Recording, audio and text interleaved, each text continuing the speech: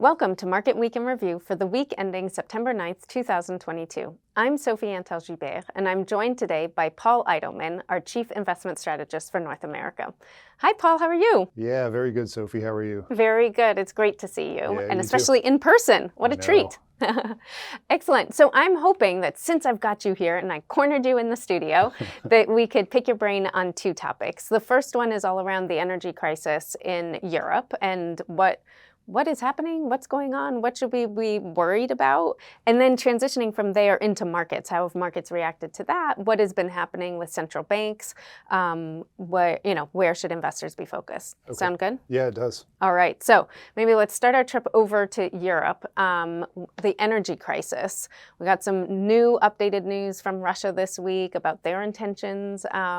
What is the status right now? Yeah, so the major development last Friday after the recording of the Market Week in Review was Russia decided to cut off all of the natural gas flows through the important Nord Stream 1 pipeline indefinitely to Europe. And so that is fairly consequential given their reliance on Russian energy supply. And so it kind of means a couple of things. Number one, we've seen year to date a pretty marked increase in natural gas prices in Europe. If you kind of go all the way back to 2020, they were trading at around 20 euros per megawatt hour. Now they're north of 200 euros per megawatt hour. So a really big spike in gas prices. And with this curtailed flow, even though they've done a pretty good job of stockpiling inventories coming into the winter, it's going to be pretty touch and go around how cold it is, et cetera, if they're able to get through this without some pretty significant rationing. So what does it mean?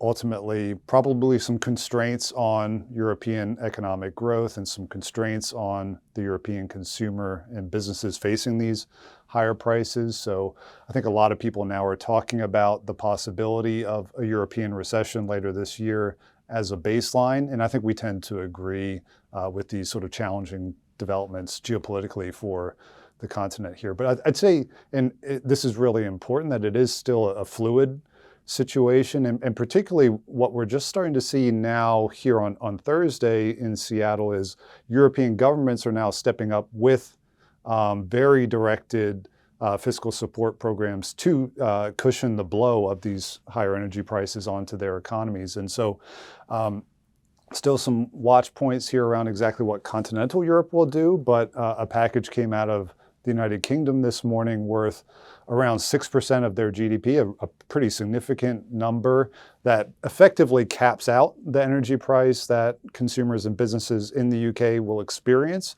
and anything beyond that the government will sort of eat in the way of higher deficits and more government borrowing. So that's, I think, an important safety blanket.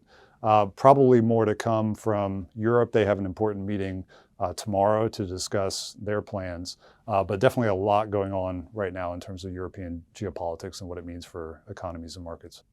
And so that's how sort of governments, and it sounds like, consumers are reacting and planning and trying to put together contingency plans. What about the market? How is the market reacting to that? And what else has the market been reacting to this week? Yeah, I think the good news is markets have been pretty resilient to this news. We're continuing to see some pressure in fixed income markets where sovereign bond yields globally have been rising for the last couple of months. And that trend continued this week, where we saw in the United States, for example, the 10-year Treasury yield creep up a little bit, up about 10 basis points on the week, and now north of 3%. So certainly moving higher. And there's a couple of things behind that. The energy crisis does, particularly in Europe, kind of continue the experience of high headline inflation, which isn't a good thing for fixed income investors. But we're also continuing to see central banks respond pretty aggressively here with big rate hikes. And I think it's almost becoming fashionable to do 75 basis point rate hikes now, which were almost unheard of historically. The European Central Bank did a move of that size this week. The Bank of Canada did a move of that size this week. And I think most investors, ourselves included, are thinking the Fed might do something similar at their September meeting in a couple weeks' time. So definitely a trend towards higher yields. We actually think those high yields are offering some pretty good value now, actually, relative to what we were seeing a year or two ago. But that's certainly a dynamic in markets. And equities have actually been pretty well behaved.